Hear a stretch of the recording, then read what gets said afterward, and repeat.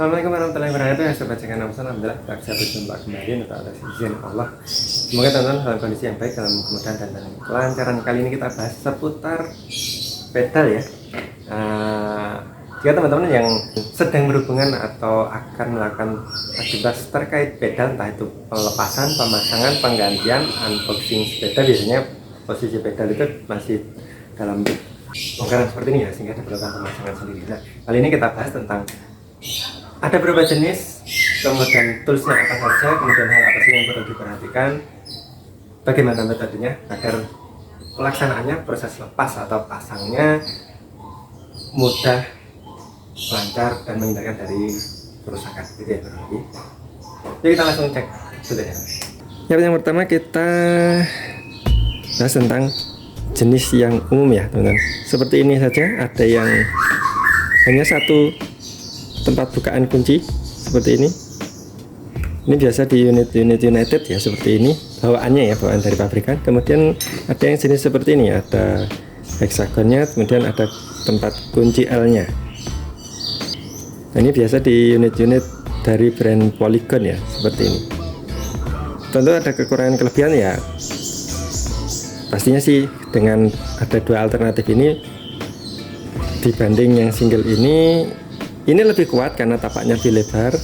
Ini punya dua alternatif. Jika kita tidak punya kunci yang L, maka kita masih punya solusi untuk menggunakan kunci pas. Atau sebaliknya, ketika kunci pasnya rusak, maka masih bisa menggunakan kunci L. Atau dua-duanya jika memang terlalu berat. Itu. Kemudian alatnya apa saja? Yuk, kita lihat. Untuk alternatif yang seperti ini teman-teman, yang ada kunci L ini menggunakan kunci L6 ya teman-teman. Kunci L6 kanan dan kiri sama kuncinya, kunci L6. Kemudian untuk sepeda umum atau sepeda dewasa ya, baik dari BMX sampai MTB, itu umumnya menggunakan kunci pas. Di sini kunci pas 15 teman-teman, 15 ya ukurannya, kunci pas 15. Ini yang United pun juga kurang lebih sama. Nah, kunci pas 15. Nah, ini yang jadi kendala teman-teman. Kunci ukuran 15 ini tidak umum ya. Umum yang tersedia adalah 14 kalau memang bukan bengkel khusus. Kalau kita mengandalkan memiliki sendiri atau pinjam dari kanan kiri, kalau tidak di bengkel biasanya tidak tersedia kunci 14 ini. Seperti itu. Nah, maka ketika kita pakai umum akan lebih fleksibel kalau yang ada kunci L-nya itu ya. Nah, kalau untuk pedal sepeda anak, ciri-cirinya kunci ini biasanya ukurannya 14 teman-teman. Kalau sepeda anak ini ulirnya lebih kecil, dan kunci untuk pembukanya biasanya 14 mili. Nah, itu menggunakan kunci pas yang tipis seperti ini bisa kalau untuk sepeda anak. Tapi untuk sepeda MTB, BMX dan seterusnya yang ulirnya besar, itu kemungkinan besar tidak bisa menggunakan kunci pas umum karena ukurannya 15. Dan mohon jangan dipaksakan menggunakan kunci Inggris ya teman-teman. Kunci Inggris seperti ini jangan dipaksakan. Kenapa? Karena ini celahnya sempit. Kalau dipaksakan nanti akan menggores. Nah, seperti ini, sempit ya teman-teman. Maka toolsnya yang diperlukan adalah kunci special tools sebenarnya ya. Kalau untuk yang hemat seperti ini murah harganya. Kita pakai kunci yang 15 seperti ini. Nah, ini multi tools, ada 13, 15, 14 dan 16. Ini bisa digunakan untuk di hexnya hub atau free hub, bisa juga digunakan untuk di pemasangan atau pelepasan pedal ya. Dia dipakai seperti ini. Nah, dia bentuknya tipis teman-teman, jadi aman. Jika satu kunci kurang kuat bisa didobel seperti ini. Nah, seperti ini lebih aman, tidak berpotensi menggores ke crank. Nanti kita simulasikan ya. Seperti itu teman-teman. Kunci 15 seperti ini ya teman-teman. Bisa satu, bisa dua, silahkan digunakan seperti ini. Ini murah kalau teman-teman mau cari online untuk yang no brand ini kisaran tidak sampai 10.000 kurang lebih ya, atau kisaran 10 ribuan. Tapi kalau yang branded seperti ini ya kurang lebih tidak sampai 30.000 juga. Tapi ya Pak, kalau teman-teman beli kunci pas seperti ini yang branded juga ya di kisaran 30.000 ke atas ya. Itu teman-teman. Jadi kita lanjut simulasikan di proses pemasangan atau pelepasannya ya, dan hal-hal apa yang perlu diperhatikan. Oke, ini deh teman-teman. Yang perlu diperhatikan adalah yang pertama, pedal ini ada notifikasi, ada tanda R dan L, dan jangan dibalik karena memang tidak bisa dibalik. R artinya right untuk pedal kanan seperti ini, L untuk pedal pemasangan crank sebelah kiri. Ya, kenapa? Karena ulirnya berbeda teman-teman. Seperti ini. Nah, ini ulirnya berbeda. Kalau untuk pedal yang kanan ini seperti ulir pada umumnya, ulir kanan seperti baut umumnya ya. Pemasangannya adalah dia diputar ke kanan atau searah jarum jam untuk pemasangan seperti ini. Nah, itu ya teman-teman. Jika kita menggunakan kunci, teman-teman akan tampak simulasinya. Jika dari dalam seperti ini, jika kita menggunakan kunci dari sisi luar, kunci 15 ya, putarnya seperti ini. Perhatikan teman-teman, kalau dari sisi kanan sepeda kita memasang menggunakan kunci pas, maka diputarnya ke kanan. Tapi kalau dari sisi dalam kita menggunakan kunci L, diputarnya ke kanan juga, tapi kalau kita posisi dari sana akan menjadi terbalik ya teman-teman. Tampak ya teman-teman. Seperti ini. Nah, pastikan ketika sudah terpasang ini terpasang dengan kencang ya teman-teman. Pengencangannya posisinya adalah seperti ini. Kemudian dengan kunci L, nah ini ditekan. Tangan kiri menahan dan ini tekan. Seperti ini ya. Nah, ini roda rantai akan membantu memegangi, jadi tidak goyang-goyang. Posisi seperti ini. Nah, ini dikencangin. Bila tidak cukup kuat, maka bisa menggunakan extension atau jenis pipa-pipaan ya. Seperti itu proses pemasangannya untuk sebelah kiri. Untuk melepasnya bagaimana? Kalau kita pakai kunci L, posisi masih sama seperti ini teman-teman, tapi ini dirapatkan ya. Kita bisa pegang dari sini, kemudian didorong, atau kita menggunakan dua tangan ini dipegang dengan kaki.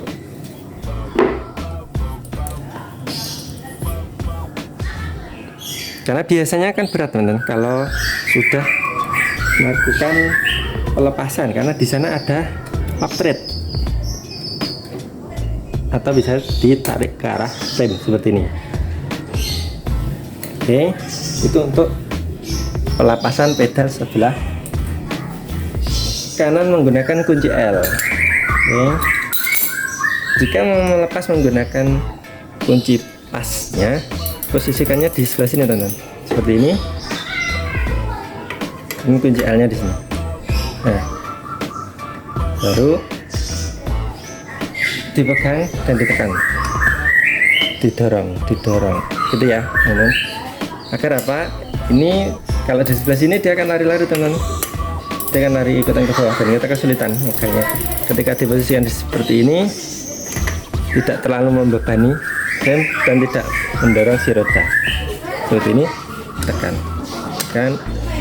Nah, udah ya teman-teman. Melepasnya diputar ke kiri seperti pada umumnya.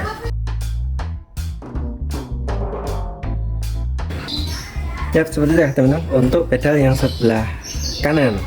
Tapi pastikan ketika pemasangan itu kencang sempurna ya teman-teman, jangan sampai posisinya masih ada gata atau masih nanggung, belum kencang. Kenapa? Nanti ketika digunakan, ketika ada kelonggaran dan itu digunakan terus-menerus, nanti akan yang rusak ulirnya teman-teman. Maka ada baiknya ketika teman-teman melakukan pemasangan pastikan kencang, kemudian nanti reguler atau periodik dicek, dikencangin lagi ya, agar ketika ada kelonggaran itu tidak kemudian menjadikan rusak ulirnya. minimal 3 bulan sekali dilakukan cek agar tidak ada kelonggaran.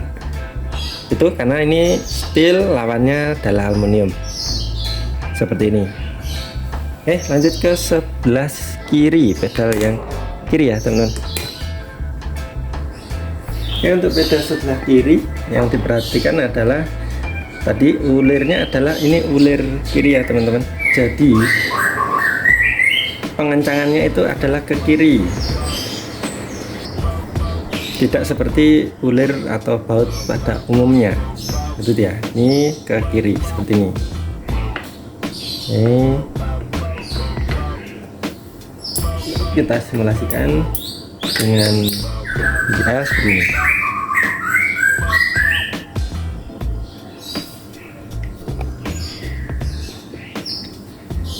Diputarnya berlawanan jarum jam seperti ini ya teman-teman. Yep. Maka kalau menggunakan kunci pas ya, kalau dari sisi sebelah kiri sepeda seperti ini. Tapi ketika menggunakan kunci L, ketika kita berada di sebelah kanan sepeda, maka arahnya seperti ini. Ya, teman-teman. Posisi untuk pengencangannya lebih cenderung lebih mudah ya. Seperti ini pun bisa dengan ditahan, atau idealnya ini di posisi ini teman-teman.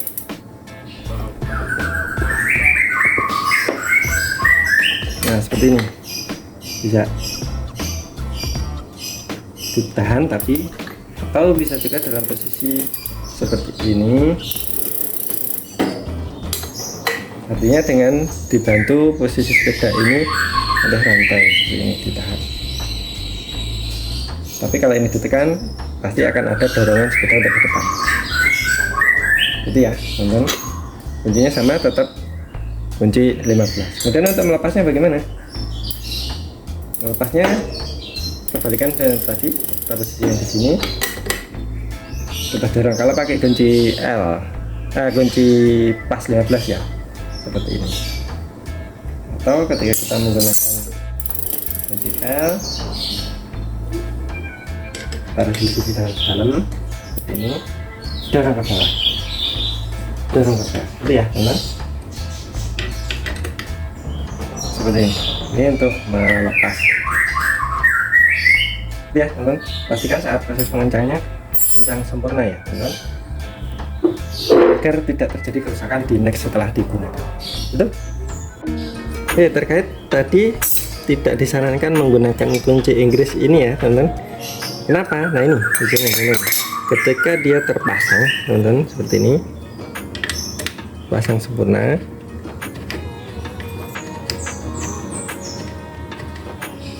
Nah, setelah ini menjadi sempit teman-teman. Kalau kita paksakan menggunakan kunci Inggris ketika tidak punya kunci 15, ini tidak mau teman-teman. Bisa dipaksakan teman, nanti akan menggores bagian crank, apalagi kunci Inggris yang besar ya teman-teman. Ini bisa tidak masuk. Kunci Inggris yang kecil masuk sedikit, tapi ini teman-teman yang lupa, ketika dia didorong, mungkin dari sebelah sini masuk, tapi ketika didorong muter seperti ini, dia akan menggores di sini, dan itu sangat sayang sekali ya teman-teman, menggores bagian crank. Kalau plastiknya mungkin tidak masalah, tapi di cranknya kan sayang, itu teman-teman. Maka lebih baik gunakan kunci yang proper seperti ini, atau kunci pas yang tipis itu ya, kunci pas ukuran 15 yang tipis, atau kunci special tool seperti ini. Ini sudah multifungsi, lumayan membantu kalau untuk ukuran sepeda, tidak membutuhkan momen atau tingkat pengencangan yang luar biasa berat seperti di kendaraan roda 2 atau roda 4 ya. Maka kunci seperti ini sudah sangat cukup. Udah teman-teman. Tapi itu tadi ya teman-teman, beberapa metode, beberapa cara ya, dari posisi, toolsnya, penempatan, dan hal-hal yang perlu diperhatikan kiranya agar teman-teman bisa melakukan secara mandiri, atau jika sudah terpaksa sekali baru melakukan prosesnya di bengkel. Semoga teman-teman bisa terbantu dan seminimalnya mempunyai keahlian untuk melakukan sendiri gitu ya. Jika teman-teman tertarik untuk tips-tips atau metode-metode yang lain seputar perawatan, penanganan sepeda, dan sejenisnya, teman-teman bisa cek di playlist kami. Di situ kami coba sediakan video-video yang terkait seputar penanganan mandiri ya. Harapannya teman-teman mampu mengelola secara mandiri, memahami dan bisa melakukan skill-skill basic terkait perawatan dan pemakaian unit sepeda yang teman-teman miliki ya. Semoga bermanfaat. Pastinya juga tentu bukan cara yang terbaik atau yang termudah dari sekian banyak cara ya, teman-teman. Bisa mencari metodenya sendiri atau caranya sendiri, tapi seminimalnya memberikan gambaran agar teman-teman memiliki bayangan aktivitas dan terus apa saja yang diperlukan, hal-hal apa saja yang merupakan kekurangan atau kerusakan, atau hal-hal apa saja yang ternyata itu ya memang adalah kondisi custom yang kita bisa setting atau semoga bermanfaat. Sampai jumpa di next video. Mohon maaf atas segala kekurangan. Wassalamualaikum warahmatullahi wabarakatuh.